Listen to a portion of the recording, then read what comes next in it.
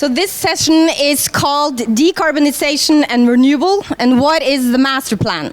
We have 5 prominent speakers here today, and they will be covering energy efficiency, renewable energy, and gas. And one of the things I was asking myself when I looked at this program, which I will come back to you, Søren, is whether gas belonged to the discussion of decarbonisation. I'm not going to go so much into the great master plan, which is the energy union, which I think was well reflected in the first session. But I think we could say that it is rather ambitious. Of the core policies, we have energy efficiency and renewable energy. And a lot of voices said that, well, the 2030 target was not very ambitious, 27%, and you will reach that anyway with the ETS and energy efficiency. But I think now in the energy union communication, Europe is going to be the world best. I don't think we can criticize that for not being ambitious enough. So as a general comment, I would just say I think it's very important if you look at all the revisions that will take place in 2016 and 2017. And having worked in DG Energy myself in a transition of commission, what is very important is that they manage to issue their proposal timely, because we do not want to have another ILOC procedure. Turning over to the first speaker, it's going to be Christoph, and he's going to talk to us about design of support schemes. And before I give you the word, I just want to give draw some attention to the experience made from the country I'm coming from, Norway. I work in the EFTA Surveillance Authority, and we are the prolonged arm of the Commission when it comes to the internal market. We take Norway and Liechtenstein and Iceland to court if they don't do according to the directives and regulations. And what we have seen in Norway, they report on renewable energy, that what we have seen, it's the only EFTA country and member state who have joined forces in and entered into an agreement of a joint support scheme, a so-called green certificate market. And the whole idea, when I was also working in the Commission, is to create systems where you will develop renewable sources, where to find them in a very most cost-efficient way. And if you look upon Norway and Sweden, it's actually Norway who have more of the resources. But what we see is happening is that the capacity building is happening in Sweden. And why is that? Some of the justifications for that is to say, well, Sweden have actually a little bit better administrative procedures. They're more simplified and less cumbersome. So we see that the theory of it all, that if you create a joint support schemes, it will be created where the resources are to be found. We actually have the first example, this is not happening. This is also reflected at page 15 of the Energy Union communication, where they also see we have to look into administrative barriers. But what is interesting to see also is that Norway now is streamlining its legislation, because it's going to be a political debate when this green certificate market will increase prices in Norway for consumers. I don't think the Norwegians, even though we have solidarity, will like that capacity building is built in Sweden. But in order to encounter this, we see now first also for wind, there are tax rules which are streamlined. And I think that's a very positive way that you see countries are being forced at streamlining the administrative procedure to be less lengthy and less cumbersome. With that, I'm going to give the word to Christoph here, and he is the director of the Frontier Economics. And we're going to ask you the questions. So, are auctions the future? Yes, thank you, Birgitte, for the kind introduction. And I'm very pleased to speak here. I'm attending for the 3rd time this seminar, and it's a great pleasure how this seminar has grown and how there are a lot of interesting presentations. It's also a great pleasure that I can now speak about, if you like, a single buyer model for renewables, when I've just made some critical remarks about a single buyer model for gas, but I'll explain where the differences may lie. So, to go back to my slides.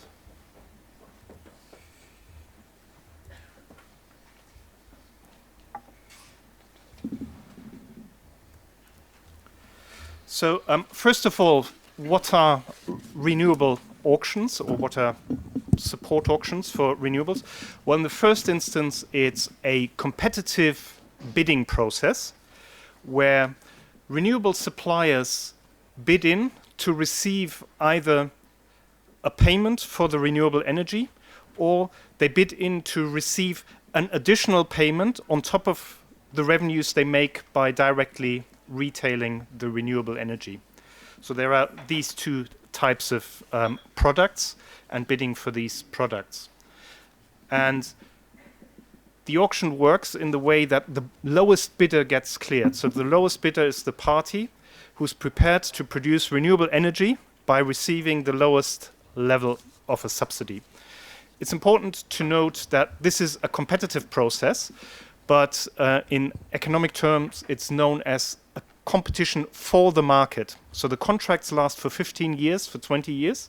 You compete for this market, and then you sign a contract, and that part of the market is then foreclosed for the next 15 or 20 years, which is different to what we see in retail competition, for example, where every year we can shop around, we can swap the supplier. So note these points as a start. So I'm going to look at three aspects. First of all, why are we discussing auctions? Secondly, briefly on how these auctions can or should be designed, and then I'll speak briefly about some initial experiences. So first of all, why auctions? Well, first of all, auctions work if you operate in a certain environment. So you need certain preconditions for auctions to work, and we say that we find these preconditions in the renewable energy space. So first of all, you need to be able to define a standard product, which a number of parties bid for. Secondly, you need to make sure that there are multiple parties who can actually bid, because otherwise you end up with a monopolistic situation and no competition. And auctions are particularly used when there's an uncertainty about what the true cost of the product is that we're trying to buy. And we're using the auction process to actually establish in a competitive way what the right cost and price of the product is, as opposed to someone in a ministry sitting down estimating what the cost of photovoltaics or wind is, and then defining that as a feed-in tariff. So what are then the benefits of auctions? There are a number of benefits. First of all, they can be an effective means of supporting renewables. Effective because some government agency can define how much volume of energy or what budget in terms of support it is willing to spend, and it keeps control over that budget.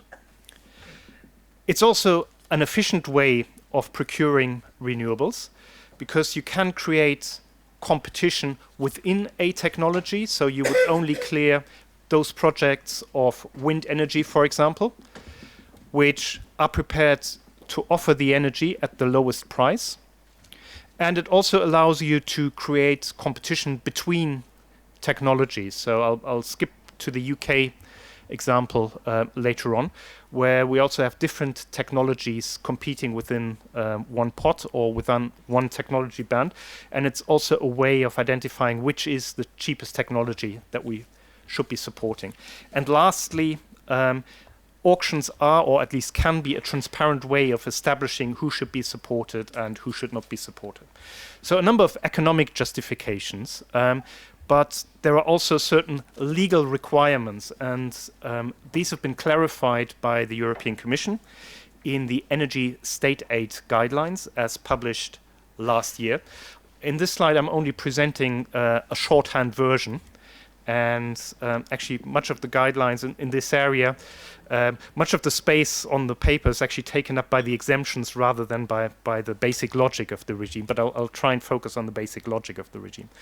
So first of all, from the 1st of January 2016, any new capacities from renewables can or should no longer receive feed-in tariffs, but they would be obliged to look for their retail outlets for that energy.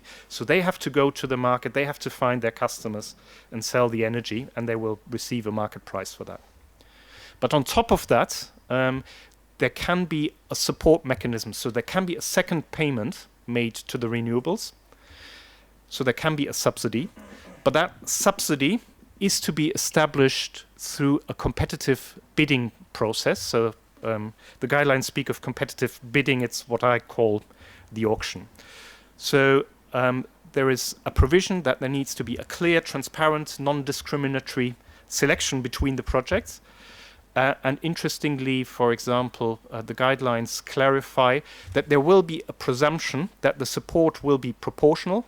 Proportionality is one of the requirements under state aid legislation, provided that there is competition among several technologies for these subsidies.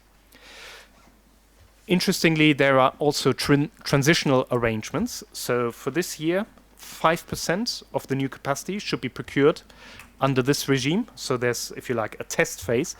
And from 2017, all capacities for wind in excess of 6 megawatts and for other technologies larger than 1 megawatt are obliged to be procured under competitive bidding or auction procedures. As I say, there are various exemptions. And there is some discretion for member states to decide how the support is granted, whether it's investment support or whether it's operational support, or if you like, whether the money is paid per megawatt or per kilowatt hour. So there are economic reasons for auctions. There are legal requirements for auctions, but there is also some criticism, and I'll just look at some of the arguments here. First of all, there's a criticism of the effectiveness. So some of the historical experience that I'll turn to in a minute is that not all the capacities that have been contracted under these auction regimes have actually been built, because what the support contract is in the first instance, for the investor, it's an option. It's an option contract. So once you have the contract, you have the option to build renewables, and if you do, and if you produce, you'll get the money. If you don't build, possibly nothing happens. So in that sense, it's really an option, and there's no guarantee that the capacity will be built. So there are question marks around the effectiveness of the regime, and indeed, I would say that's probably the biggest challenge to the competitive bidding approach. Then there have been criticisms around cost efficiency. So one big argument is that, well, if we do this, we actually introduce competitive risks for the renewable producers. And I'd say, yes, we do so, but we'll have risks in the system anyway. So if we pay out feed-in tariffs, we take risks away from the renewable producers, but we then place these risks on the consumers, because the consumers have to pay irrespective of whether that renewable energy was actually needed, whether it was produced efficiently, and so on. So risks don't disappear from the system if we work with feed-in tariffs rather than with auctions. The risk is now allocated to the renewable investor, but possibly, and from an economic perspective, that's a good thing, because it means that people will think carefully before they sink a lot of money, because we all know that renewables are capital-intensive industries. There are also concerns around practicality. So renewable auctions can become quite complicated, and yes, indeed, but there's now a lot of experience internationally, not just from Europe, and so we believe this is manageable. And a last concern that's been expressed in some Northern European countries is that if we move to this process, it will reduce the diversity of investors and bidders. So currently we have households building, we have municipalities building renewables and so on.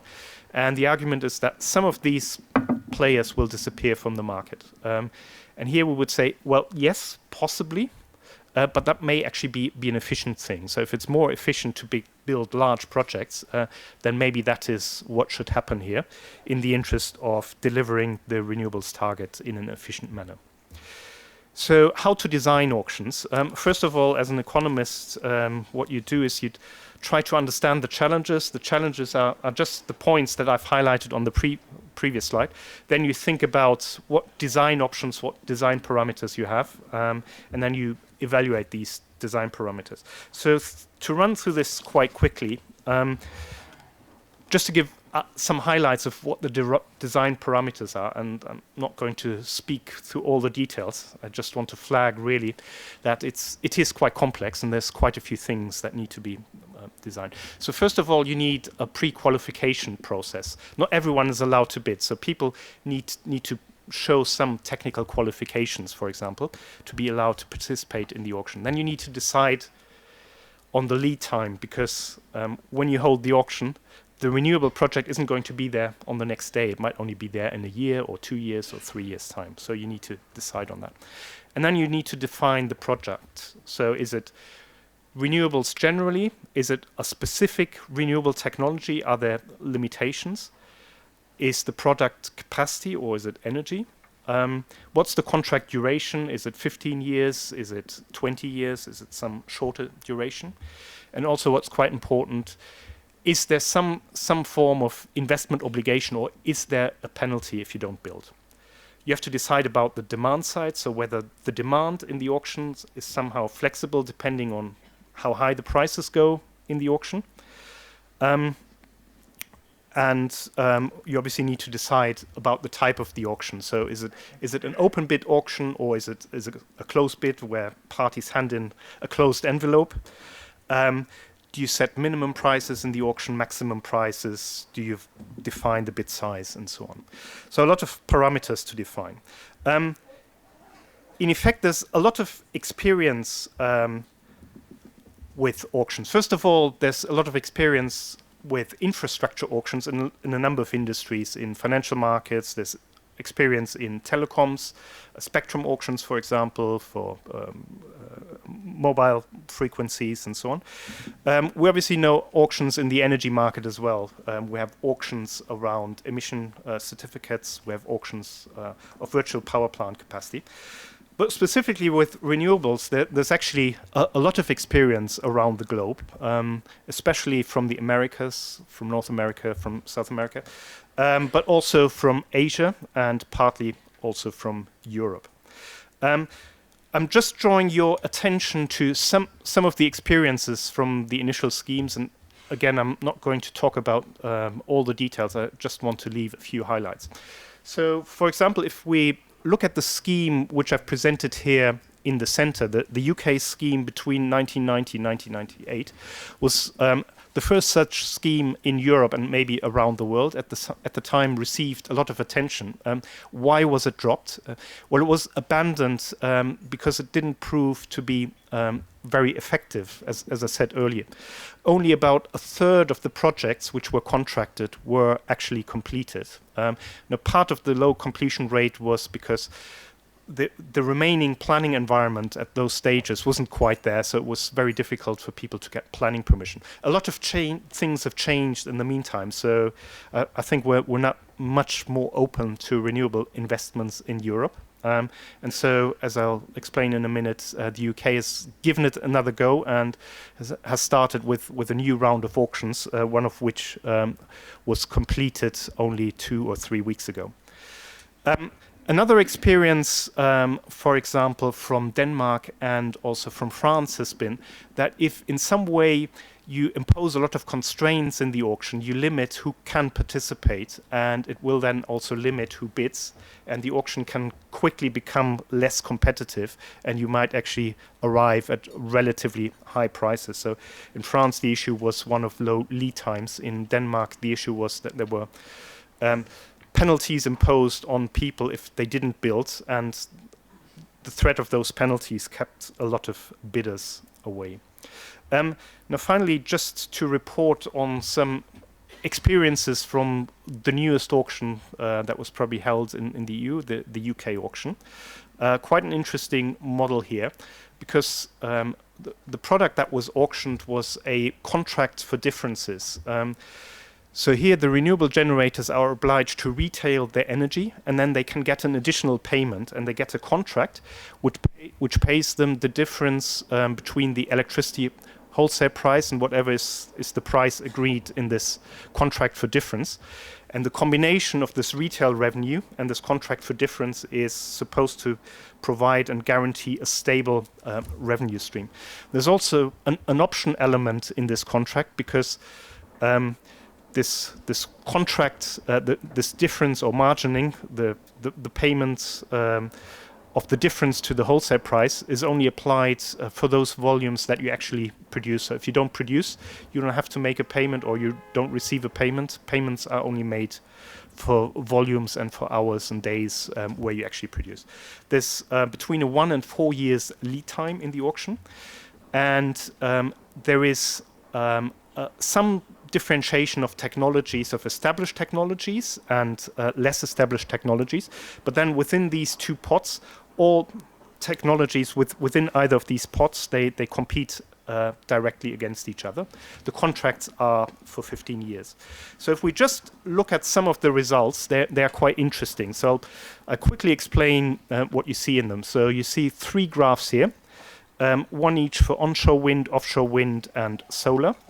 What you see is the red color is on the right-hand axis, the volume that's being contracted. So for onshore wind, for example, for 2019, which is the right-hand bar, 700 megawatts, which are contracted, just to give you a flavor of the order of magnitude.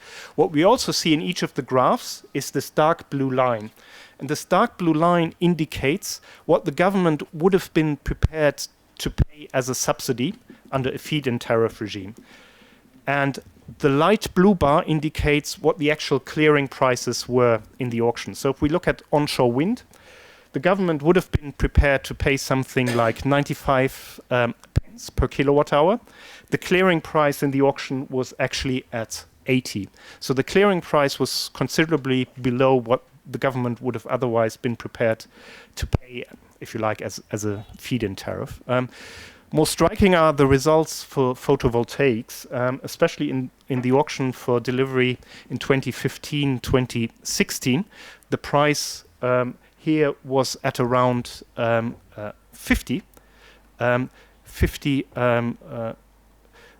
per megawatt hour, which is a very low value, as anyone can imagine. There may be some questions around whether this was a result of what's known as the winner's curse, someone bidding too aggressively who's not actually able to deliver at this cost, because those 50 would be less than half of what the government would have expected the cost of solar to be in the UK. So experience is that there's been a lot of participation in the auction, and a very interesting conclusion is that the outturn prices were well below what the government expected. So to conclude, why do we use auctions? Well, first of all, there are good economic arguments because they can help deliver renewable penetration efficiently at low cost, but we also have a legal requirement. There are significant challenges in designing the auction, and certainly if we look at the UK auction, the terms and conditions alone of the contract that was auctioned, they were of around 500 pages, so any bidder would have had to agree with those 500 pages of small print. And there is initial experience. The experience certainly is that renewable auctions are a way of bringing down the cost of procuring renewable energy. So thanks for your attention, and obviously very much looking forward to the discussion.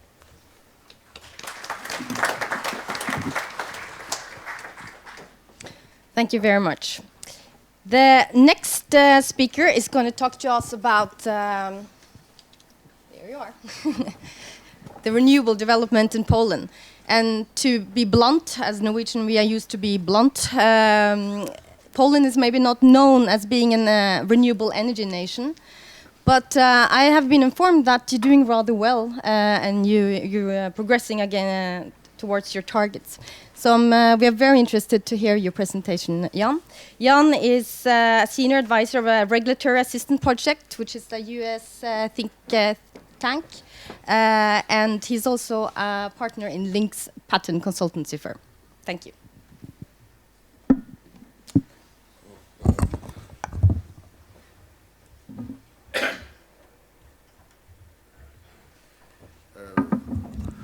Thank you for inviting me to this excellent meeting. Actually, it is a it's perfect timing for discussing this topic because 3 days ago the President of Poland signed the new law on renewables, and it has a lot of important mechanisms and indicates a change in the Polish approach to development of renewables. Paradoxically, actually, it's not auctions that are perceived as this new opportunity. Actually, during the debate, there was a battle between members of the coalition, and Peasant Party managed to convince the opposition to introduce a small amendment opening doors for feed-in tariffs for micro installations. And people believe that it is a new opening. And actually, in my opinion, the auctions it's not the new opening, it's the new closing. But I will try to explain you details. So actually, I have quite long presentation, but I will not cover the whole material. But I can imagine that you can use this for your needs. I will first of all give you the key message from this analysis, and then it is important to give you some background regarding renewables in Poland, because there is misperception of what's going on in Poland. And also it is very important to explain why government did decide to introduce auctions. And then I will jump to criticism, and it will conclude my presentation. So actually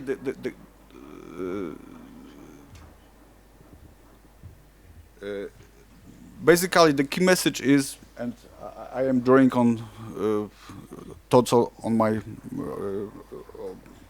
the speaker who preceded me, that auctions is a very nice idea, but is cumbersome in practice. And actually what is really very bad is that generally the government is not very supportive for renewables and designed this scheme only till 2020. And I was in the administration, and I can testify from my experience that it takes years to learn such complex mechanism. So we will be learning for 2 or 3 years, and then it will function well for 2 or 3 years, and that's all. And actually we experienced the same with white certificates, which was really a waste. Could you imagine that there were 2 auctions for white certificates, and only in each auction only 4% of volume was allocated. So it was really disappointing. And actually what is quite interesting, that we have achieved progress in increasing supplies of electricity from renewables, but actually it may disappear and we may miss the 2020 target. And I will give you more insights later on. And also, actually my view is that there was a need to reform the system. It had some major flaws, but government could have achieved this in a much simpler and quicker way by reforming green certificates.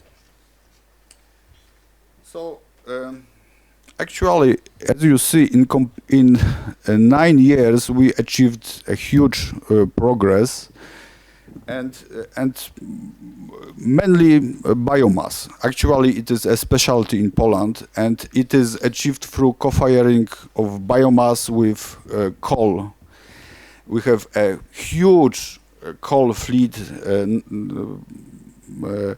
so actually it was quite cheap and easy to do this, but we did not have enough biomass in Poland suitable for this practice, so we have been depending heavily on imports from really exotic countries. And the other development is wind. Actually, Poland has vast resources in this respect, the same as Germany, with even better, because in some areas which are very windy, the population is very low. So basically there should not be major obstacles to roll out wind.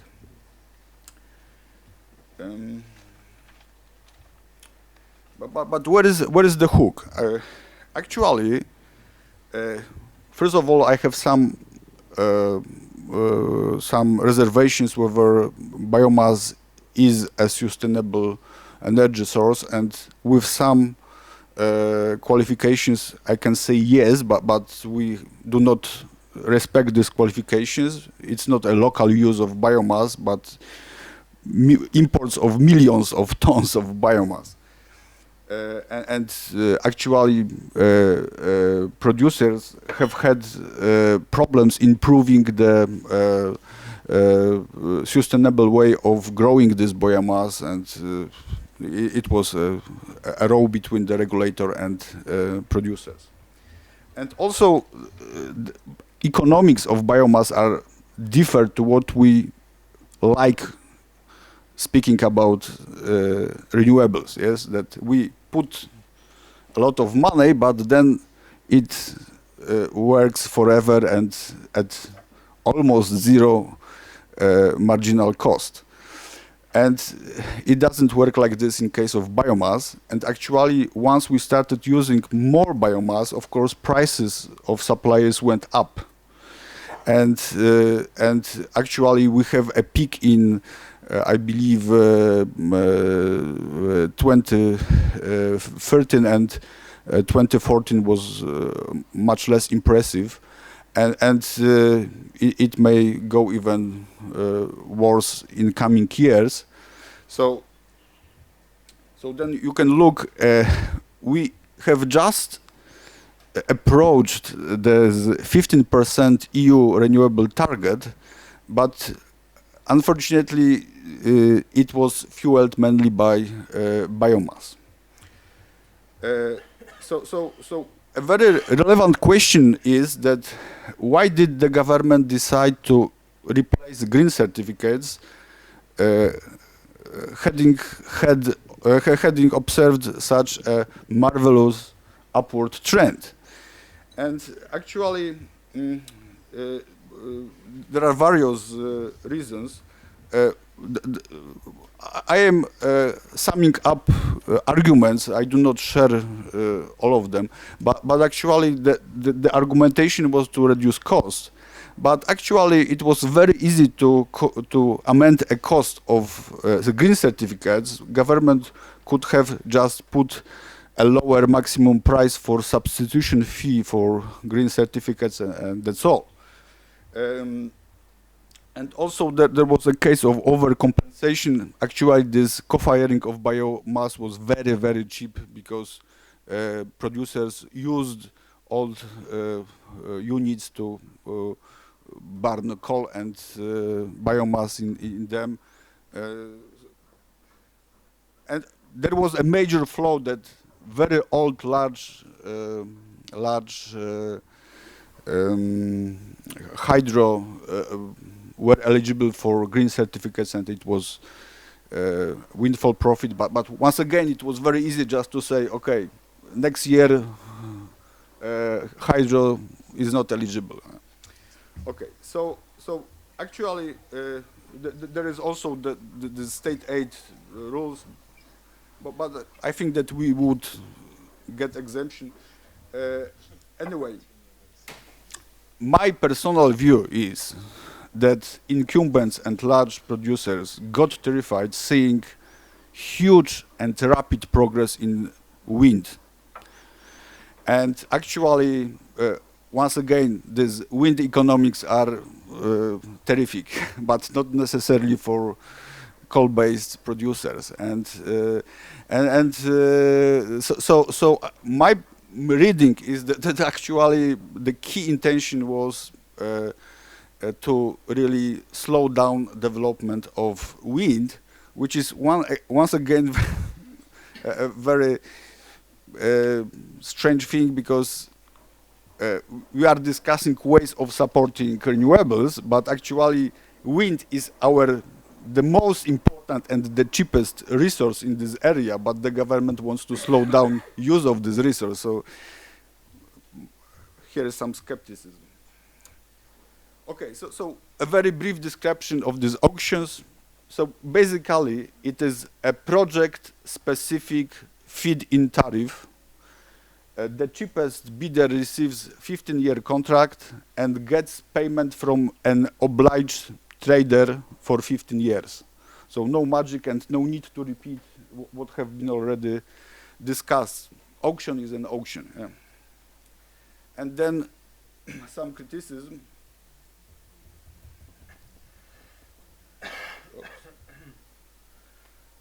So actually, it is according lines which were described.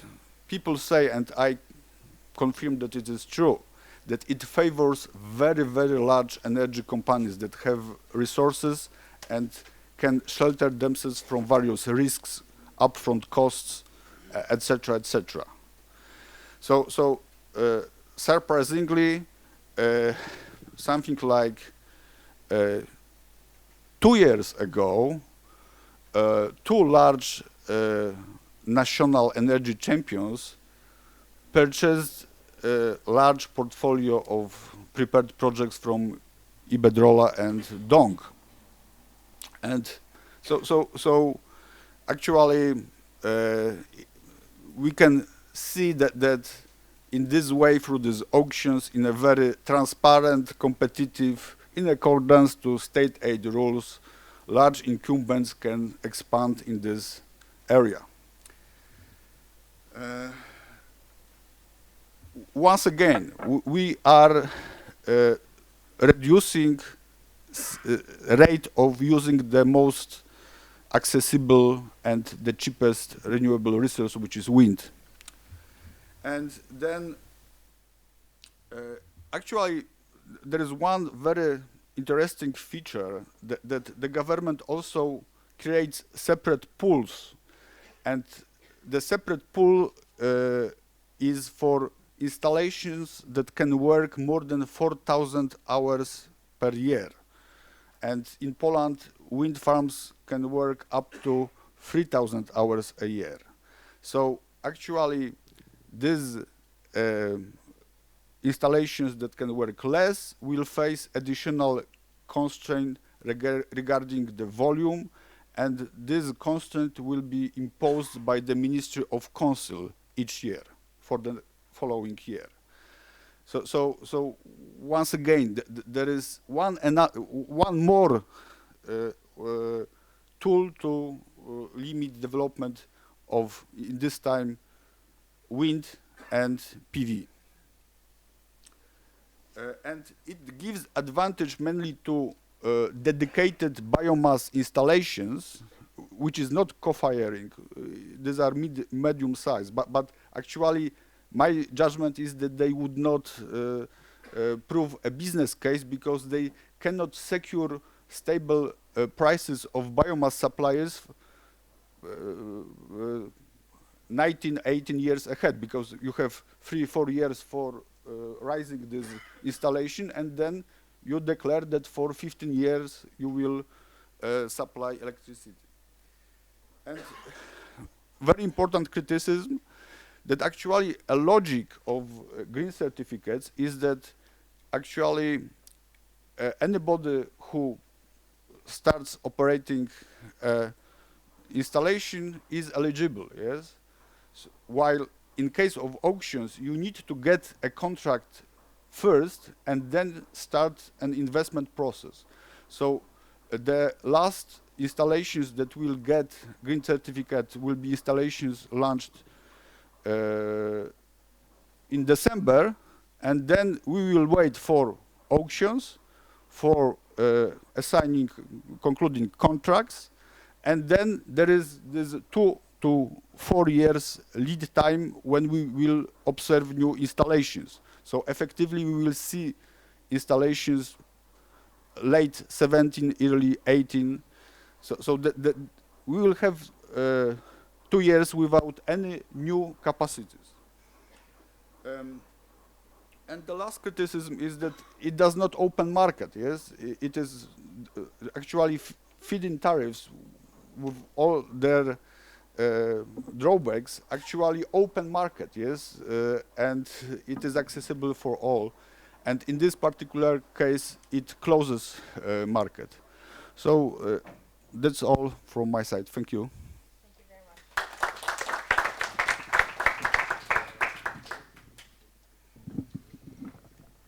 So the third speaker is going to speak to us about energy efficiency.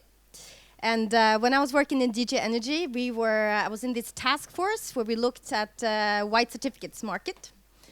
And there were several countries at that time that had introduced the scheme, and France was very well developed in that regard at that time too, with this white certificate market there.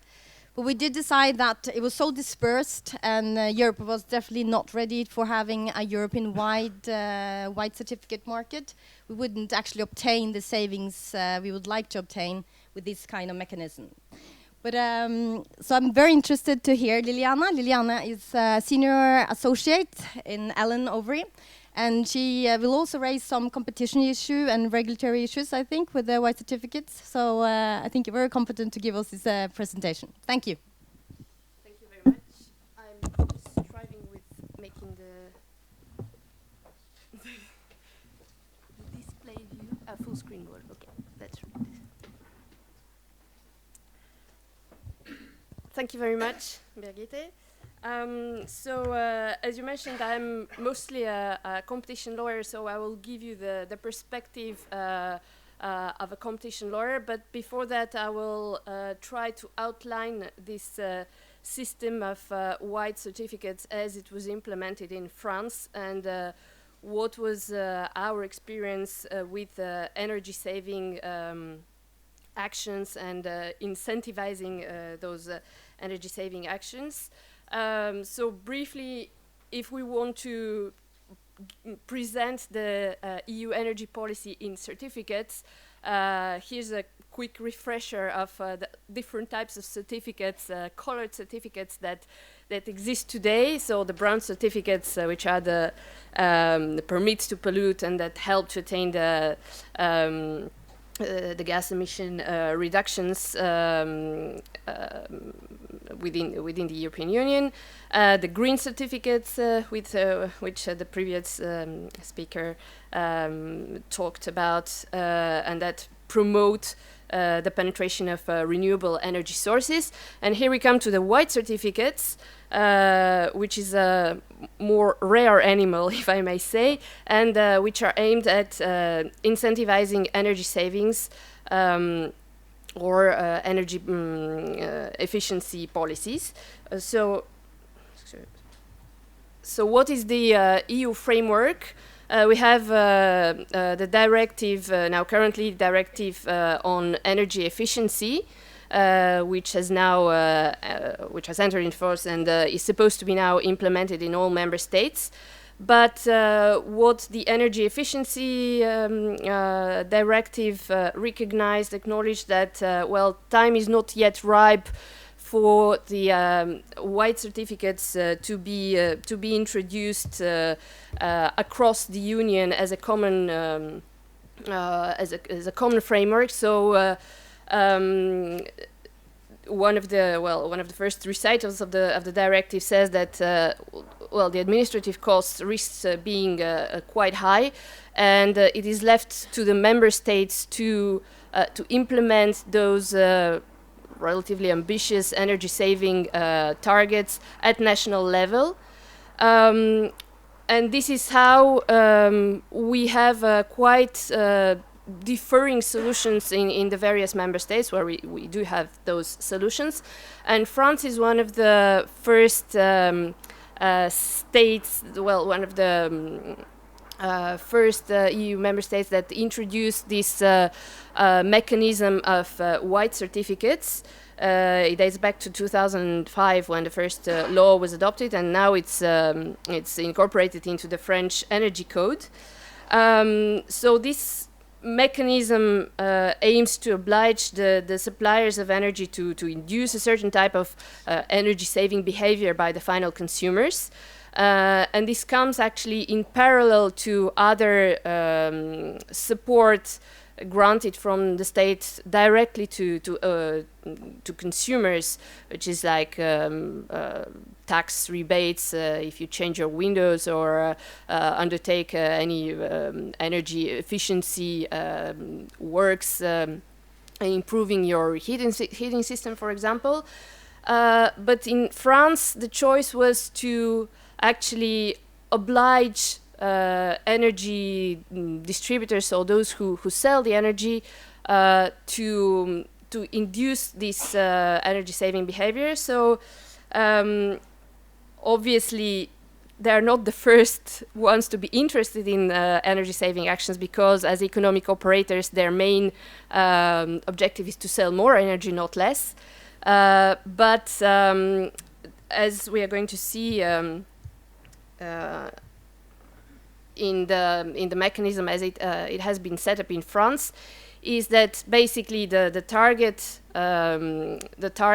of reducing energy consumption was imposed on those suppliers, and if they do not comply with this target, well, they must pay a fine, which is quite heavy, and this is where the certificates come into play, because in order to avoid paying the fine, you can go on the market and buy those certificates, either directly to other suppliers who have managed to obtain more than their targets, or from other eligible players like local authorities or social housing bodies that are authorized to implement energy-saving actions and in return obtain energy certificates while they are not subject of the obligation. So the objective, the idea was to create sort of market-driven incentive to reduce energy consumption. And the mechanism, as you're going to see in a couple of minutes, was not among the simplest. There is a special unit introduced for measuring the energy saving actions, and this unit is the kilowatt-hour CUMAC, which is French for abbreviation accumulated and updated. And for the equivalent of those kilowatt-hour CUMAC saving actions, you obtain those certificates. The objective is quite ambitious. We are now in the third period of implementing the energy saving policy, and as of this year, the objective is set at 700 terawatt-hours CUMAC a target for all of the obliged parties. And this is a little statistical view of how the policy went through the years. So this is drawn from a public report from one of the French public bodies who published the statistics. So you can see the line going in a very progressive way. It started with a very low target. In 2009 it was 65. Then in 2010 it moved to 405. And now in 2015 we have 700 as an objective. And it was more or less achieved, this target, even though the mechanism which was imagined by the legislator, well, this idea of making a trading platform for exchanging white certificates was not exactly very successful in the first years. First of all, because the volume of certificates was very low, and also because most of the exchanges, most of the buying and selling of those certificates occurred directly from party to party, so it did not transit through the platform. So here's a very kind of simplified scheme of how it looks, how the mechanism looks. But as you can see, well, it's not as simple as that. You have basically the obligated parties, which are the energy suppliers, EDF, GDF as the incumbents, but also all those who sell like fuel, like Carrefour, Total, and all obviously the alternative energy suppliers who have targets of a given level, and then you have the eligible companies which include the obligated ones plus local authorities and the trading platform, and what the saving actions defined by law are, and how you can obtain basically the certificates by implementing those actions. And well, if you're not, you go to the platform and buy the white certificates, or otherwise, if you don't manage to reach this objective, you pay a fine. There are a lot of question marks and a lot of questions to which I'm not necessarily providing the answers, but this is something that will come when we look at the issue from a state aid law perspective, because we have this energy saving obligation that is defined in simple mathematical terms. You need to reach this target, but it is not defined in a very clear way.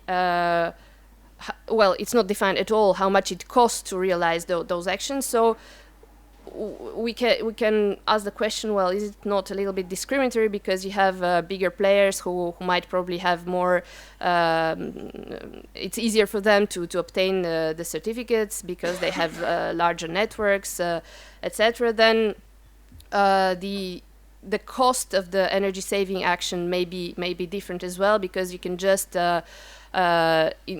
try to have from consumers who change their windows and who pay those works themselves, then just obtain a little paper or the bill proving that the energy action has been completed, and just have your energy saving certificate for free without investing a single euro in that. Then there's a question about how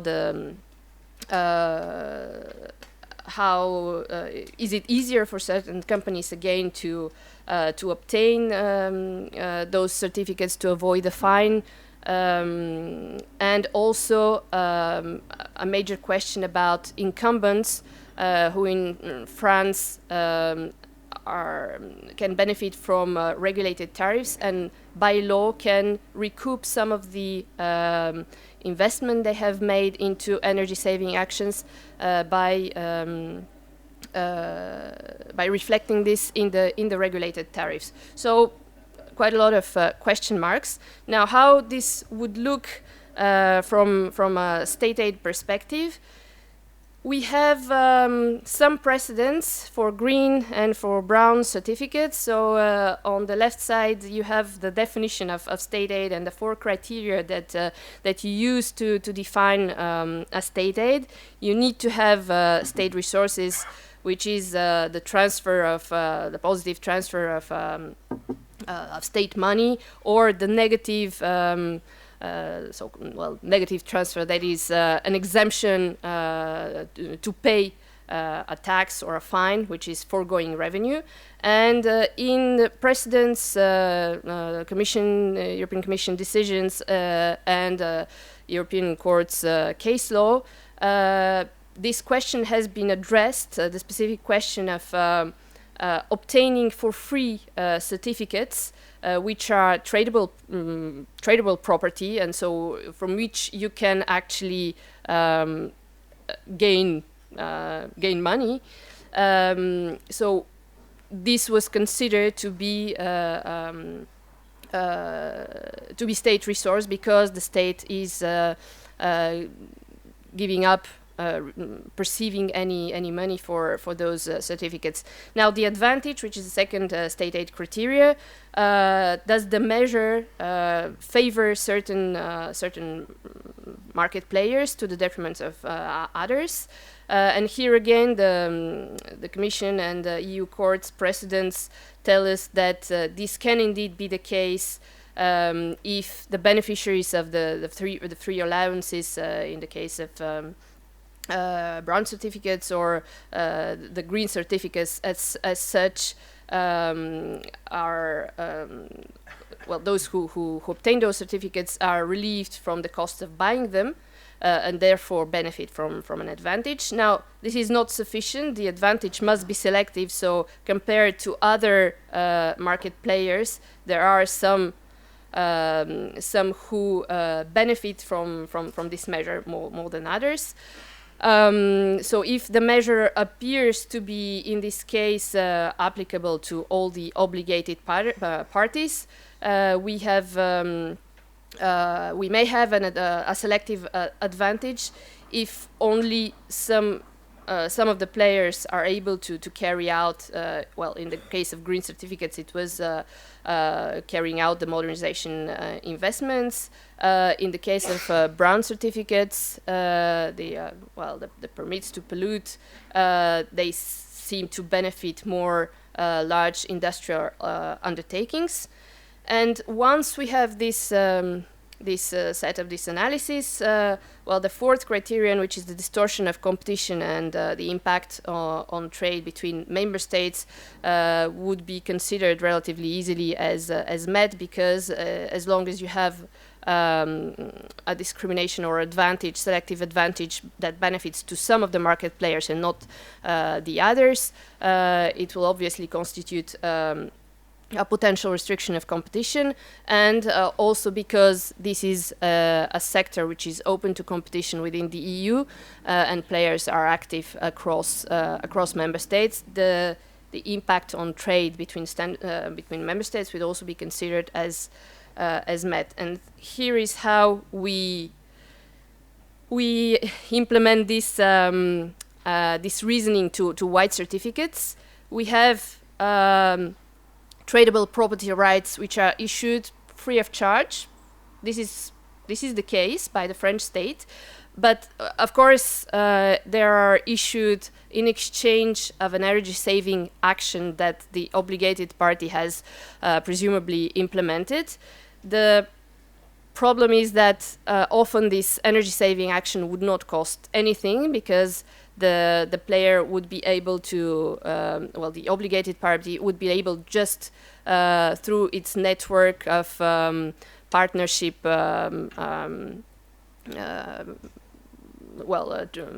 traders undertakings who go and make the works with the consumer, just will be able to collect the bills and exchange them, the bills for those energy-saving works, and present them to the public body and obtain white certificates in exchange. The advantage, well, here we saw that we might have an issue with larger companies, which in this case are the incumbents, because they have this wide network and they can go and collect, they can reach final consumers more easily, and they have also this image of, green players. They can invest in advertisements, in actions, and have the guarantee that they would afterwards recoup those costs by reflecting them in the regulated tariffs. And then you have the selectivity criterion. Even though the scheme in France applies to all obligated undertakings without any distinction, again, de facto, you have the companies with higher market shares that obtain much more easily the white certificates, regardless of the target, which obviously is also crafted depending on the turnover and of the sales they achieve. And then, once we have the selective advantage established, it's again easy to come to the conclusion that it would potentially distort competition and impact on trade. This is obviously a tentative assessment. We don't have a precedent, to my knowledge, where the European Commission would have considered white certificates under the state aid rules. There are decisions of the European Commission which considered other models of energy saving mechanisms, for example, in the UK.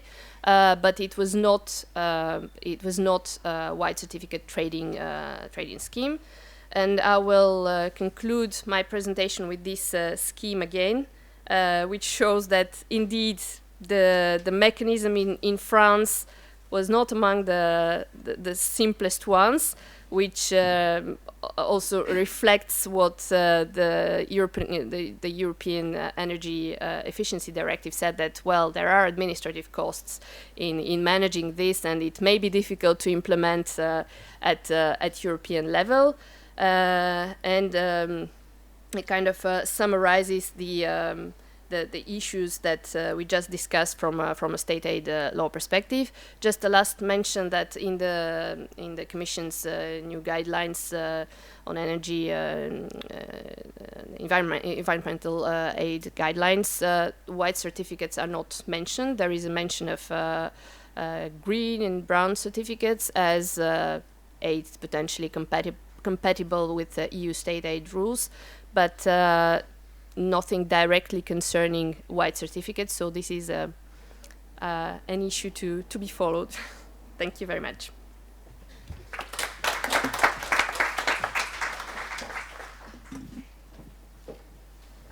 So the fourth speaker, we are going then back to renewable energy. And Saverio, he is going to talk to us about the Italian experience of the photovoltaic market. And as I'm informed, Italy changed its legislation last year, in the middle of last year, with effect from January this year. And in this modification, it entailed a kind of reciprocity, that we were going back in time, which is usually not very retroactive effects, which is not very good for investors and legal certainty. So we're very much looking forward to hear you out, Saverio, and he comes from the University of Bologna. Thank you. Good morning. Before I start my presentation, let me say thank you to the energy community colleagues. I'm saying colleagues since in 2014 I had a chance to be here, and so I met very great people from professional and personal point of view, so thank you again. So coming back to my presentation, as you can read, it is focused on the Italian photovoltaic legislation. I think it's appropriate to discuss, to report about the Italian case in our second section. It's answering what's the master plan in the renewable and decarbonization process. Since the Italian case, it's a really good case to understand how is important master plan approaching this new market as the renewable energy markets are.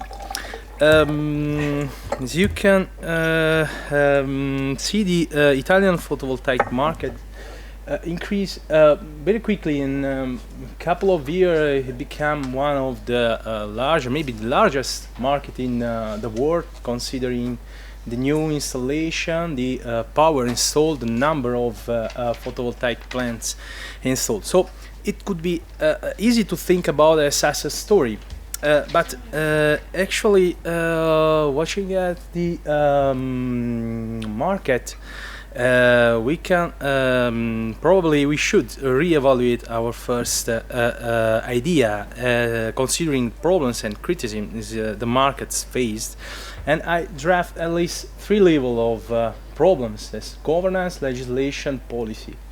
The governance, it's mainly related to the partition of legislative competence according our constitution, as it's been reformed in 2001. The legislative competence on energy related matters are shared between national and regional governments. Of course, it creates imbalance in the market, considering this legislation very often were not coherent. Then legislation, considering the very quick growth of the market, the legislation, secondary legislation mainly, was not in time to the market, and so again it creates legal uncertainty in the market. And this is the main point, the policy and level of the feed-in tariff. Actually, we have a very high feed-in tariff that creates distorsive effects in the market. The market growth itself could be considered not evidence of a success story, but actually as an unnatural growth. And the level of feed-in tariff changed the nature of the market, since investing in photovoltaic become a pure speculative investment based on finance purposes, and it lost the industrial or energy nature. And all these distorsive problems, all these dynamics, has driven to the feed-in tariff cancellation in 2013, when the market was not ready to stand alone, to sustain itself. As actually the grid parity was not achieved yet. It created, of course, the very deep and how can I say, negative consequence in the market. And so again, what was the master plan in the picture I drew? Since nowadays the Italian market is facing the loss or reshaping of the industrial dimension of the investment. Nowadays the market is dealing with mainly with small PV plants just for self-consumption. And mainly, above all, we lost the newborn industry that was growing, supporting the photovoltaic market. I'm thinking of the equipment industry, inverters, modules as well, and the EPC industry, the construction companies. And it is really understandable the impact on investment and employment, the impact on the foreign direct investment inflow. That was one of the major items in the general framework of the foreign direct investment inflow in Italy, plus a reputational problem, since the continuous change in legislation, continuous change in feed-in tariff policies, continuous the uncertainty in the general governance of the market, of course, touched the confidence of the foreign investor in the Italian investment climate. Therefore, I will briefly report a couple of cases about the legislation on the feed-in tariff, since the feed-in tariff are the backbone of this market. The first one is the Ministerial Decree 5th July 2012, so-called the Fifth Conto Energia. Conto Energia is the legal framework that set up the regulation and scheme for feed-in tariff. This is the last one we have. Since this decree create a 6.7 billion euro platform as a maximum expenditure under the Fifth Conto Energia umbrella.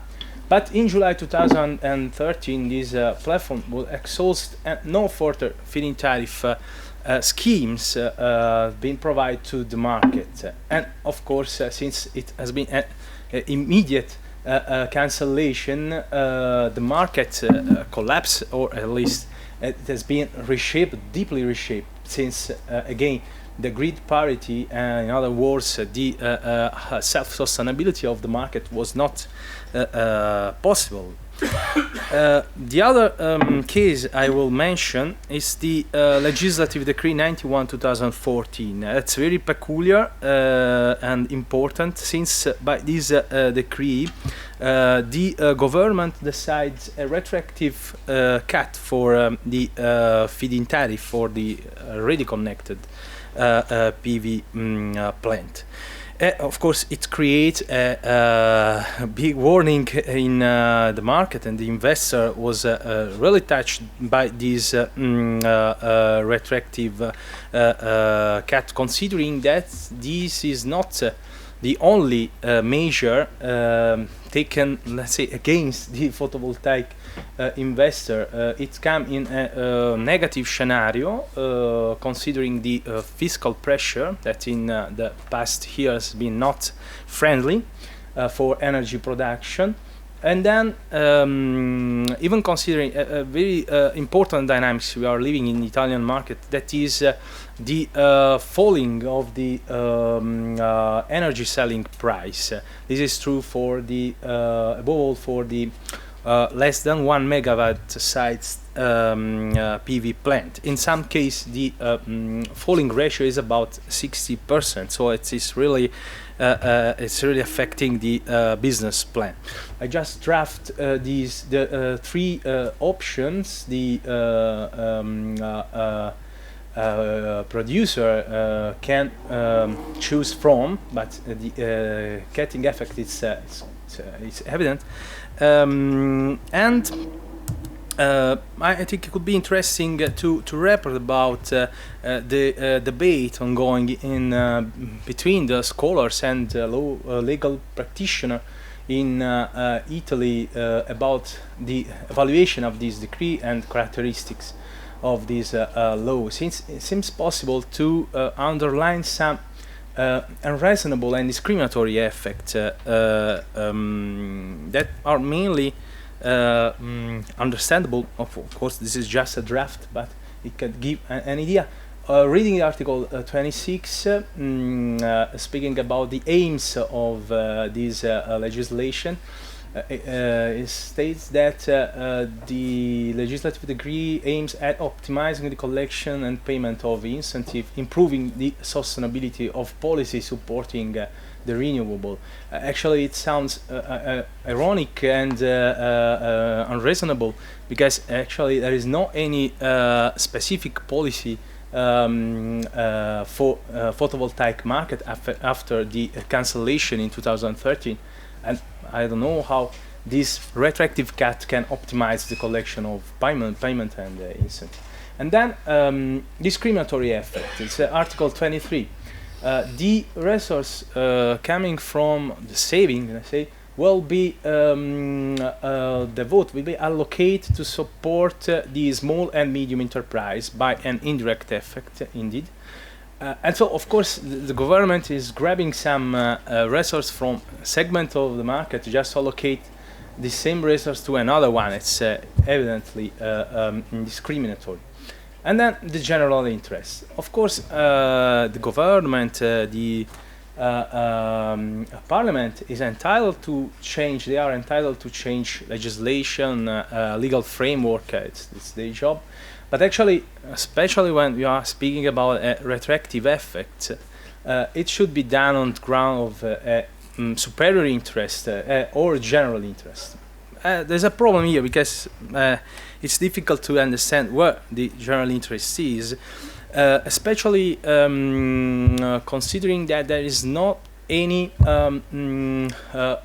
purpose related to the protection of national budget balance or to contain the public expenditure. As a matter of fact, in Italy, the feed-in tariff are collected through the energy bill the consumer are paid. There's a small part devoted to the supporting policy for the small and medium enterprise. So there is not this general interest. Therefore, the question nowadays is how to refer this legislative decree before the national and international courts, and actually some cases are already being filed. I just draft these three main tools that are on the table in discussion. And the first is the Italian Constitution, of course, Article 341 mainly. Article 3 is granting the equal treatment for citizens and, of course, economic players. Article 41 is protecting property and economic freedom. That's actually frustrated by the retroactive cutting. And then, of European Convention on Human Rights, the additional protocol Article 1, again protecting the property and all the aspects of the property, enjoyment, disposal, and control. Energy Charter Treaty as well. Italy is a part of the treaty, and so of course it is obliged to assure the FET standard, the fair and equal treatment standard to the foreign investor, and the discriminatory effect of this law are really breaching this standard. And someone is speaking about the Article 13 that is into question in the indirect expropriation cases when by a legislative measure the government is de facto creating a lot of control of the assets. These are the main. So I think that this very brief draft about the Italian case can again be useful in discussion since it is it's really underlying that a clear master plan and a stable regulatory framework it is necessary when in this renewable market, and of course appropriate policy as well. So thank you.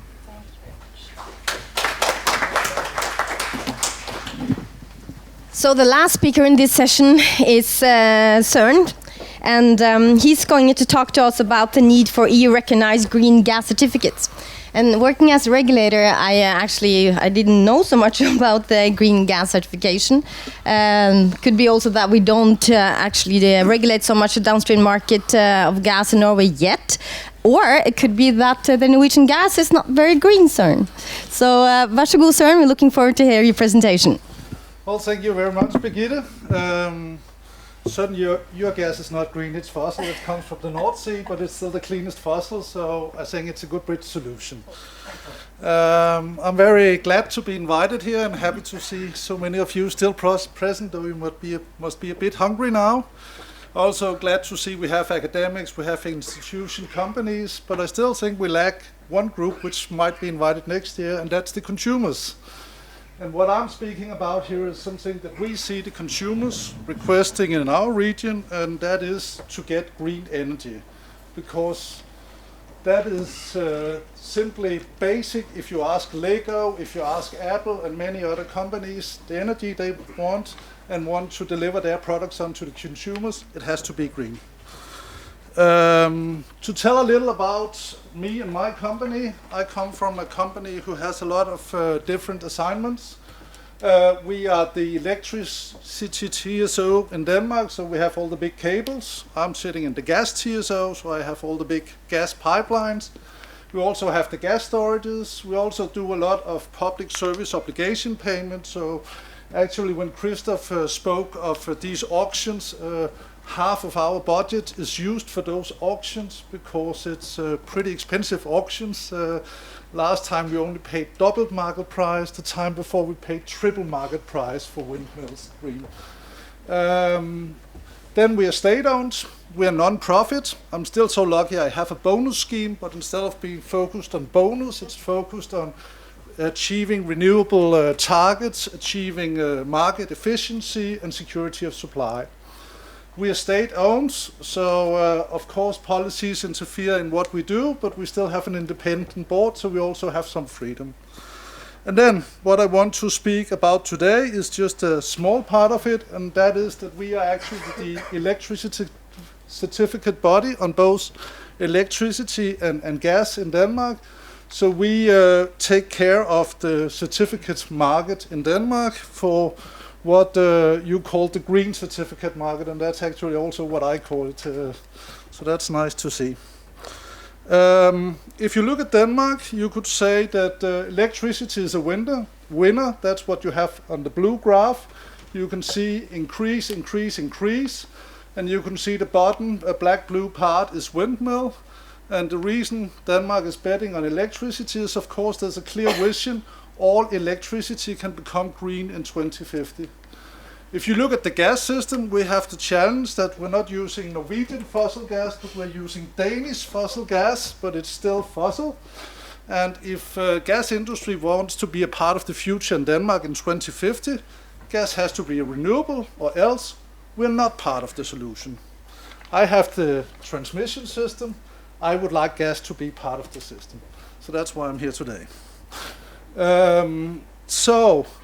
Maximizing green transition is, of course, a big challenge for gas. And what we focus is at today, we have, you could say, a CH4 methane gas system. What we say is we can get biogas into it. We can get gasification from woods. If we go to Sweden, for example, they say wood waste standalone could give 5 BCM a year. That's equal to the total gas consumption in Denmark and Sweden. So just from wood waste in Sweden, there's a huge potential there. Similar in Norway, I guess, by the way. If we go for electricity, where we have a lot of windmills, we also have a lot of waste CO2 from actually biogas, because when we produce biogas, it's 2/3 methane and 1/3 CO2. So if we can use that CO2 together with hydrogen produced from water and windmill electricity, what do we have? Methane. So this may be our part in Denmark to the irrigation. Maybe we could also add some pure hydrogen. So far we can see maybe in many applications we can add up to 30%, but for example for cars, it seems like we cannot add it. So it's a joker, I would say. But just to say there are some, sorry I got to the end here. I have a massive slide attack for you. This is my basic figure. What I say is when we have to do value maximization, of course, first thing we have to do is to give grid access. If you produce biogas and you cannot get on the grid, either you just have to burn it on the farm or don't make it. So getting grid access is of course basic. Next thing is to get access to the market. Many of the green gas producers, maybe they only have a district heating company as a purchaser. And if there's only one purchaser, the price is not good. So getting into the gas market, being able to actually getting the gas market prices is also very beneficial. So this is, you could say, classic, and this applies to any gas producer, whether a Norwegian fossil producer or a biogas producer. What I would like to add is a commodity market more, because when you produce biogas, you're not just making one commodity, you're making two commodities.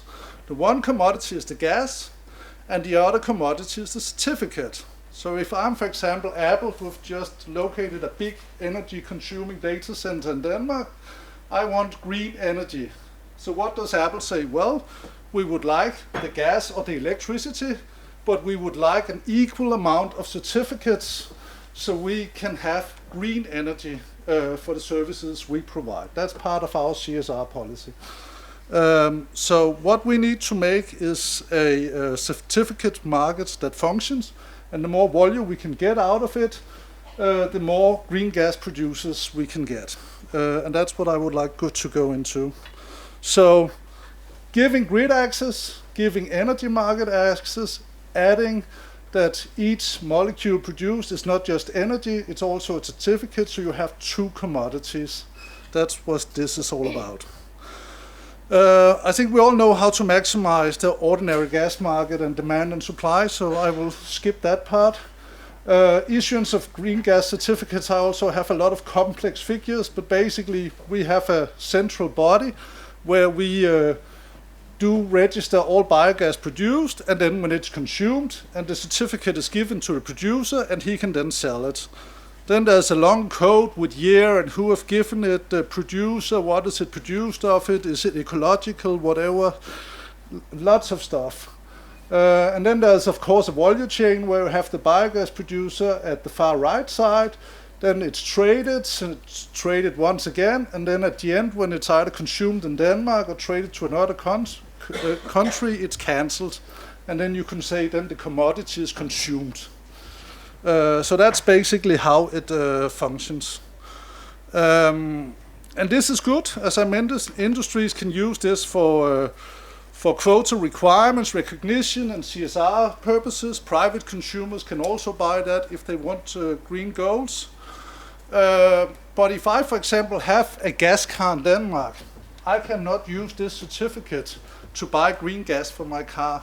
Actually, if I go to the vendors and I want to live up to the EU transport requirements to green energy, which is currently around 3%, green gas certificates are not recognized. What is the seller doing? He's actually buying green diesel to border for this. And I think this is a lack in EU legislation. I think it's embarrassing because it's been like this for years. I think we have to do something about it. Yes, then if I go to the next one here. The next thing is that we need to make this something we can trade on the market efficiently and with transparent prices, because as Liliana explained, you need a hub in the middle. And if we have like, this is the value of the certificate for the buyer, maybe Apple, but the producer don't know what is the value of the certificate because he's not going all the way. He's selling to me maybe Eon or Dong or somebody else. So we need a transparent market so the producer doesn't sell his commodity at this price, but he can see, okay, market price is this, or it's this, or it's this, or it's this. So we need liquid markets. And for that, we need not just Danish markets or Swedish markets, we need a liquid European market. So that's a wish. So basically, trying to do this fast, my key messages here are: making gas part of the green energy future is converting gas from fossil to green. I think it's a good message to you, Birgitte, and also to Statoil, because it means gas can be part of the solution.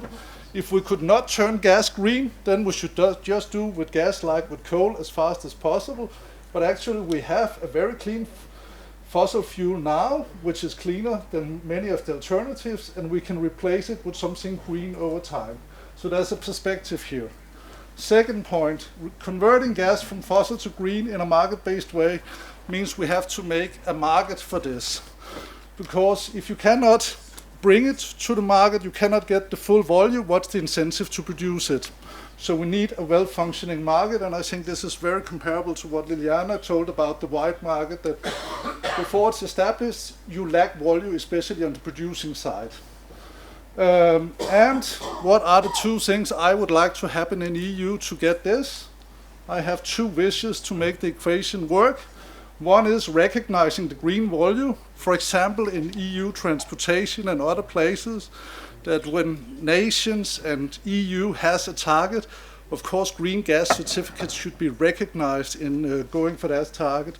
And the second thing, I would like to have a European platform so that just like I can get my gas at a Northwest European market price, that's the same in Denmark, Netherlands, Italy, wherever, in at least in Northwest Europe and now also Italy. I would also like to have that for certificates. Thank you very much. Thank you very much.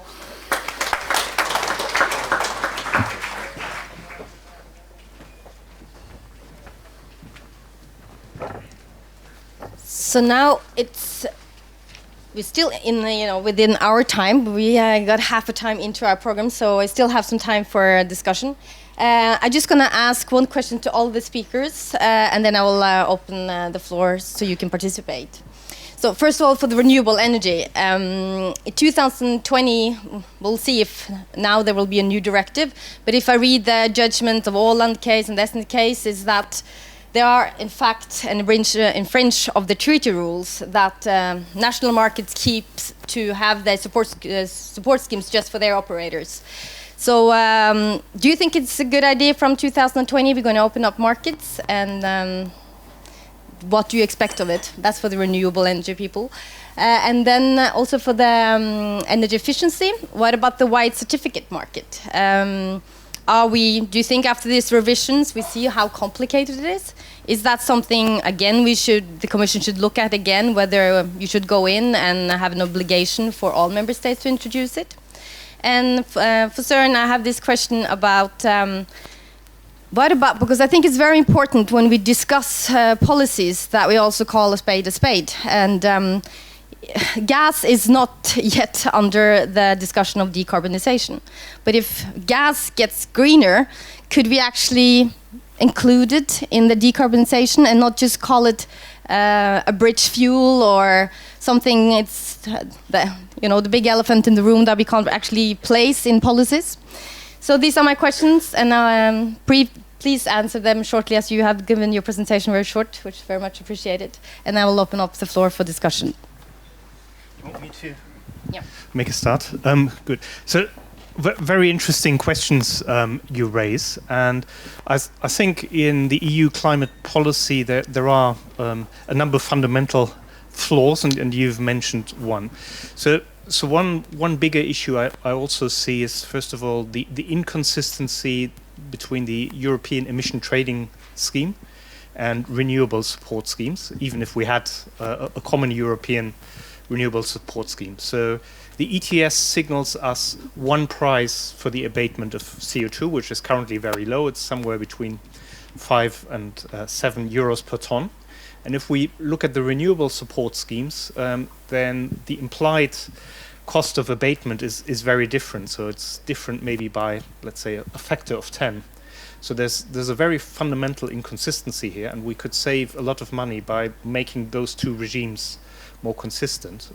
What it would mean is largely strengthening the EU ETS in a way so that we actually get on the trajectory of CO2 abatement to reach the 2050 targets, because the current abatement steps that we have, they're not really in line with the 2050 targets. So that would be one thing, consistency between ETS and renewable support schemes. And the other one would then be, as you suggest, an integration of the renewable support schemes, which technically is entirely feasible, although it is going to raise two complications that we need to be aware of. And both of those are political. So the implication of an integrated European scheme is that the renewables wouldn't necessarily be built where they have been built historically. So wind would largely be built in northwest Europe along coastlines and so on, and PV would tend to be built more along the Mediterranean, which raises two issues. A, consumers would have to pay and subsidize renewable energies practically in other countries, and the question is, are we politically prepared for this? I would personally be prepared for it, but is the European constituency prepared for it? And secondly, it would result in generation being distributed differently from how we currently expect it to be distributed, which would mean that we will also need to strengthen the grid. That would cost a bit, but overall we would have a cost savings because we would have renewables in better places. But it would also mean that we would have to put more wires through the country. And the experience is that there is a lot of local political opposition to this. And we do need to raise the question whether it's then technically feasible to actually build all the wires and cables to allow for this restructuring of the renewable landscape.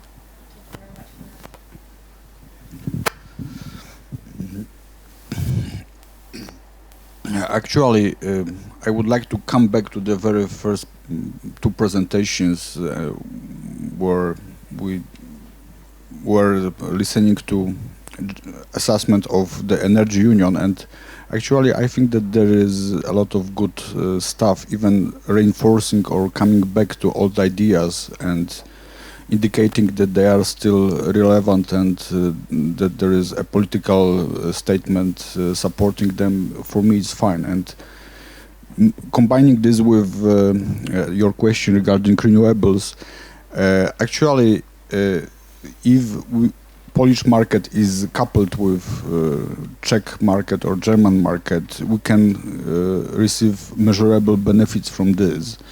Actually, the Polish energy system has major problems with load on summers, because on winters we have a lot of CHPs in the system. So although the total load is higher, also capacity available is much higher, so it's not a problem. and recently, in recent years, the load has been increasing each year from June to August.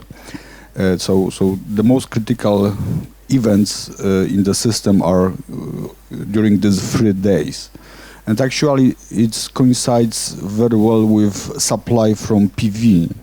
And during more or less the weather is similar in Poland and Germany and Czech Republic. So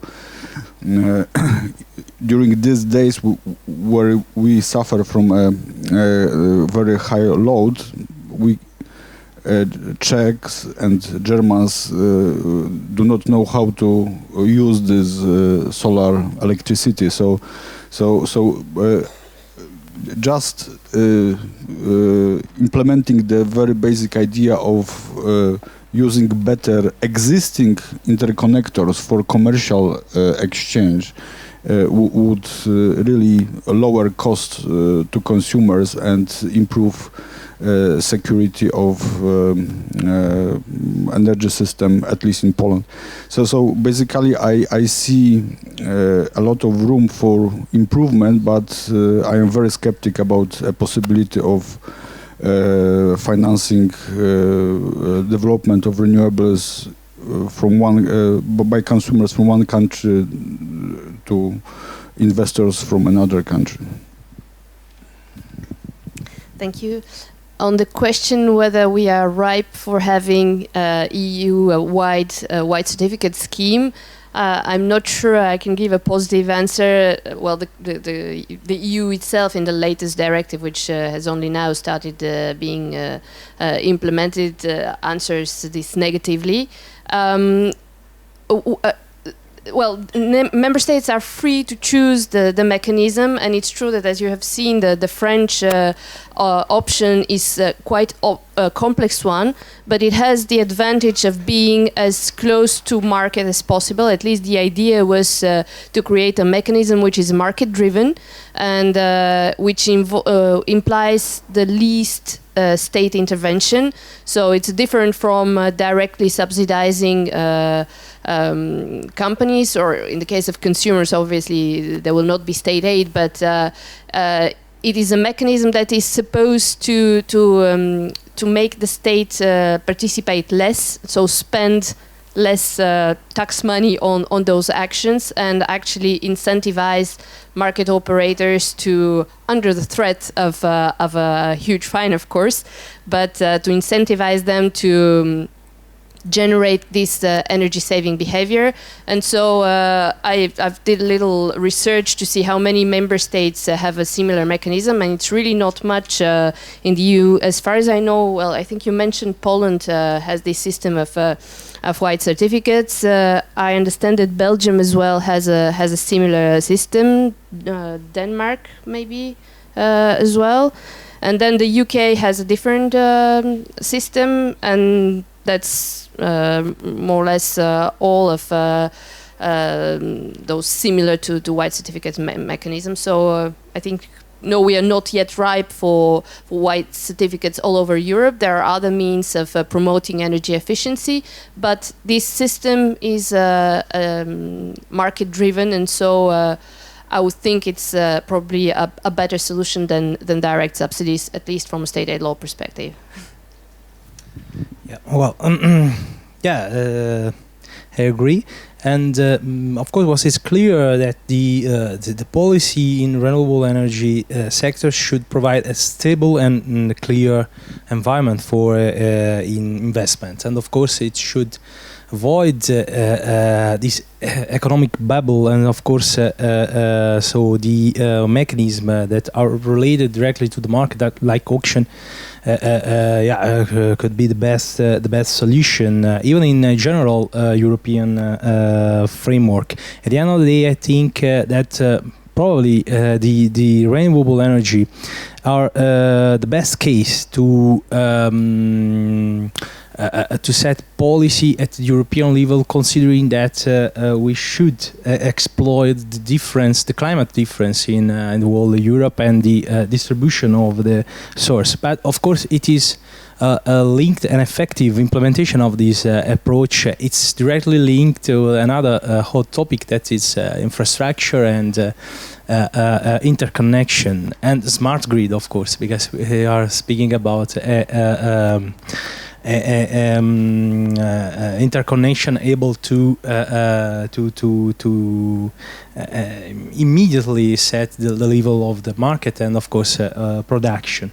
But I think that to invest in this policy and to invest in these networks could be a good strategic investment in the current scenario, and even because it could be really useful to in the framework of the policy to sustain the growth of the Europe. So it could be a very good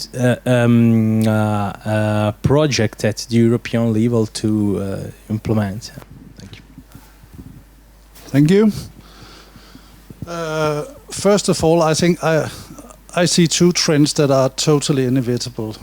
I think, of course, we go from national to European, from European to global. We can discuss the pace, we can discuss whether it will be the energy union that does the trick this time, or it's the fourth or the fifth or sixth or seventh energy package or whatever, or it's some other global trend. But we are on a slide and we become more and more European and more global. It's unavoidable. So the question is not whether, but whether we want to take leadership in that. And that applies to politicians, it applies to education institutions, it applies to businesses like the gas business where I'm in.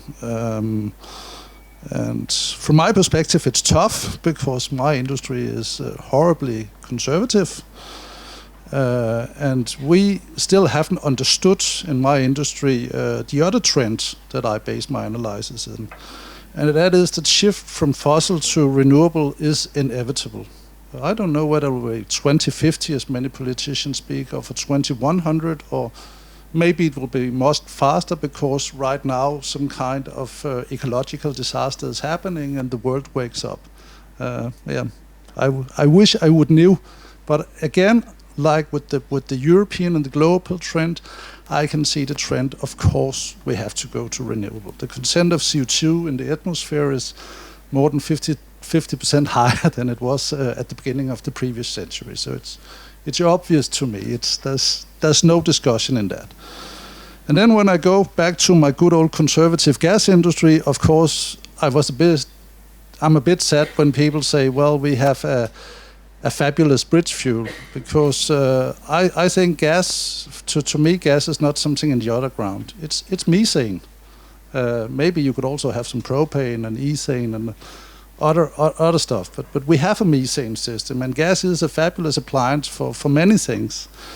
So I think the challenge is, how do we turn that gas green? And I think with electricity we have seen a lot of what is to do. Develop this or that technology and electricity certificates as well. But I also, and this is perhaps more personal view, I also sometimes see what I feel is a tremendous waste of money when we have some central people picking a winner for an industry. And I think it's amazing, because what have made of all of us so rich is to have a market economy. So what is the challenge here? It is that we have a distorted market economy. There is something that's not paid for, and that's the pollution. So how to put that into the calculation? And to me, certificates is pretty obvious there, because you can start by just putting it up and making it well functioning. Then you can require that more and more used. And if you're afraid of European companies not being able to compete global, then you can say, well, we only put requirements on consumers and government institutions and so on, and then they can start the market and hit 100% target maybe in 2030 or whatever, and the industry can come along. So to me, it's just about going the direction we anyway have to go.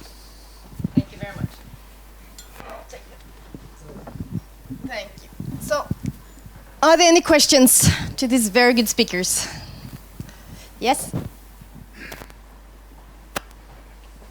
Hello, my name is Mats Lundin. I represent the European Ukrainian Energy Agency. And I have a question about why we are not looking a little bit outside the European borders in order to find solution in terms of bringing the market into more renewable energy.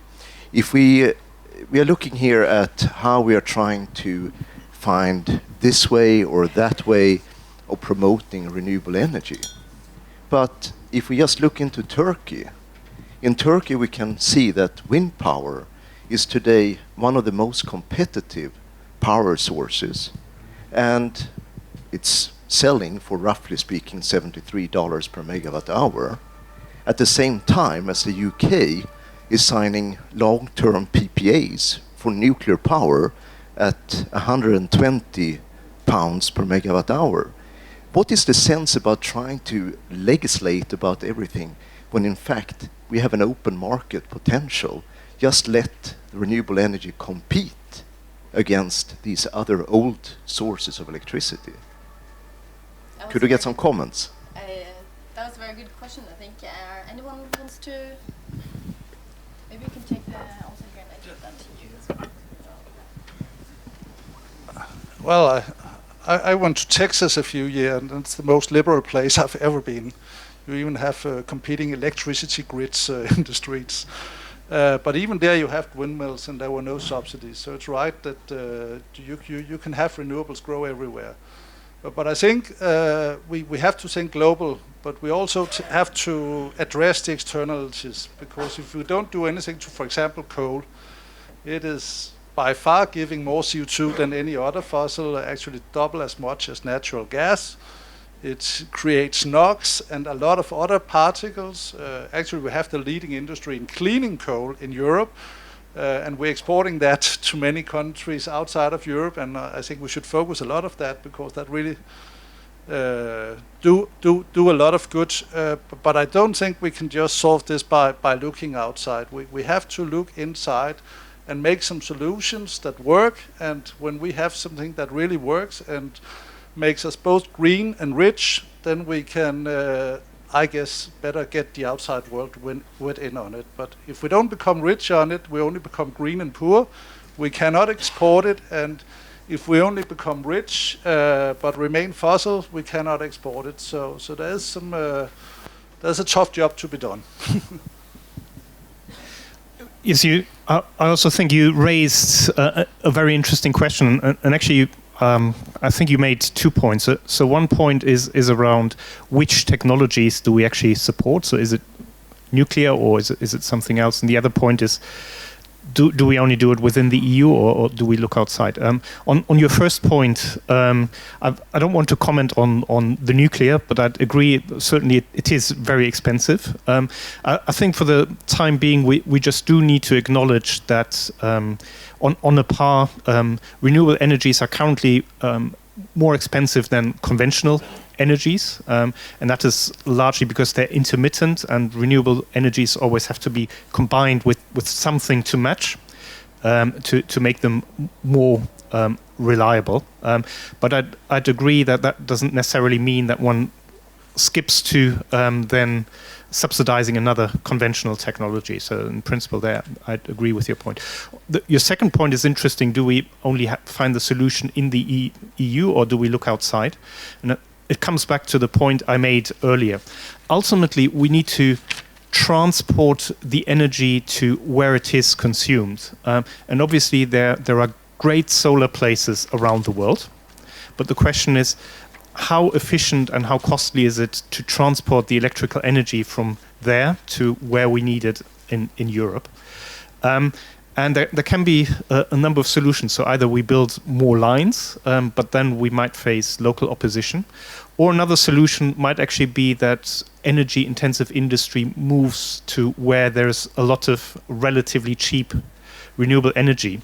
So, for example, it moves to North Africa. That may be a solution. That is how over 2,000 years the economy has worked. The energy hasn't traveled to the intensive consumers. The consumers have always travel to where the energy is. That's where we erected the steel mills and so on. But it does mean that we may need a new industrial political understanding, and we may need to accept, for example, that very energy-intensive industries moves to where it's cheap to produce green energy, and that may be outside the European Union. So that will be something we'll need to think about. I just want to open up for 2 or 3 questions more, and then we have to go for lunch. So are there any more questions? Okay. See the lady over there.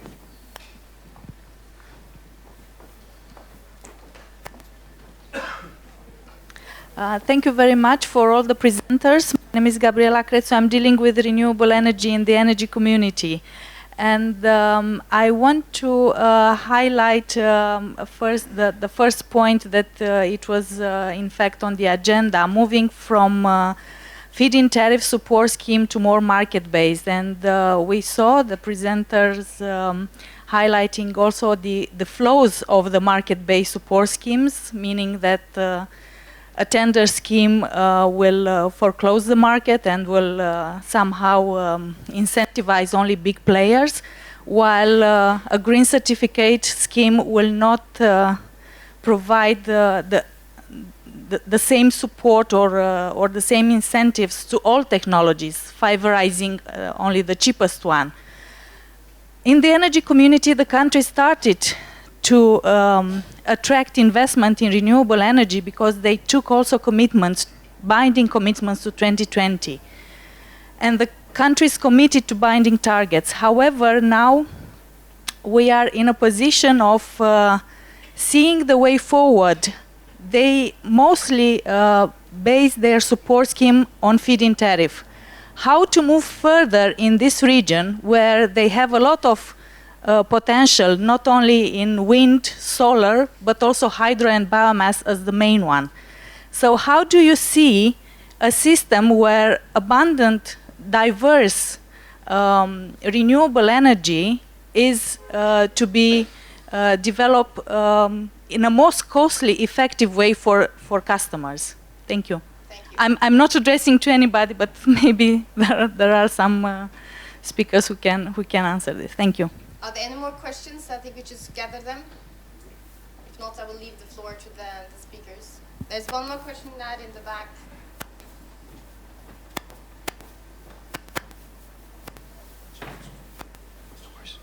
My question is to Saverio. How do you think can the arbitrations against the states with regard to feed-in tariffs cuts be efficient? I mean, will it make the states, to go back and revisit the policy or not? Is there any track record of completed arbitration so far? Because I think we are taking Ukraine to another arbitration soon over the feed-in tariffs. So I would really like to hear your experience in a more global way, whether there's have been some good track records so far. Thank you. Then I think somebody who's first and then the other ones will address. Thank you. So actually, it's very difficult to say how the arbitration can push the government to review the decision. I don't think it will happen. From the other experience, I can say there are some arbitration hoped under the EFTA agreement between some United States company and the Ontario region, but actually still we have not hours about these questions. So we are waiting actually the first answer from the arbitration tribunals. But I know, considering the Italian case, there is the first case has been filed before the Stockholm Chamber of Commerce under the Energy Treaty Charter. that's then that the very peculiar nature of the arbitration. It's how can I say? In somehow hiding the results of our sense the procedure, but I really underline what's the main point of under discussion. I mean that the unreasonableness and discriminatory effect of the Italian legislation. This was the main arguments of the claimants. On the other question, the next steps for renewable promotion. I'll try. Energy community. And in the energy community, yes. So I think one challenge we find in all countries in Europe, I think, is that actually with renewable support we're trying to address two objectives, but we're only using one instrument. And the experience is, and economics suggests that is going to fail. So what are the two objectives? One objective is just to deliver volume of renewable energy. And the other objective is to bring along less mature technologies so that they can be the mass technologies in the future. But for both of those, we're using the same instrument. And from an economist perspective, that isn't really going to work. So the point really is, if you have the objective of bringing on volume and you want it cheaply, then you need to focus on the cheapest technologies, and then there are various support mechanisms that can do that. So it can be feed-in tariffs, or it can be more competitive mechanisms like a quota system, as was used in Poland, or it can be auctions. If you additionally want to bring on other technologies which are more costly, then it's good to have a separate regime. And there's now a lot of literature that suggests actually it's probably better to think about R&D support rather than to think about volume support for immature technologies. Certainly Germany has learned the hard way. So Germany has provided volume support to photovoltaics at a time when photovoltaics was not a mature technology. And it's going to cost Germany, every single year, it's going to cost Germany 10 billion euros for the next 10, 15 years. So that wasn't a very wise move. Okay, then I'm going to round up and make it a very brief conclusions. First of all, thank you all for your presentations and thank you for your participation.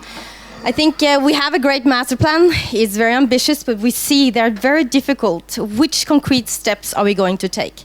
And I also think this question, which I also say, it's about we are ambitious, but we should not be arrogant. We should listen to other people, how they develop their schemes in China, in United States. And we can still have the ambitions to be the best of the world, but then maybe we should listen also to our competitors and learn from them. So thank you very much for today, and have a nice lunch.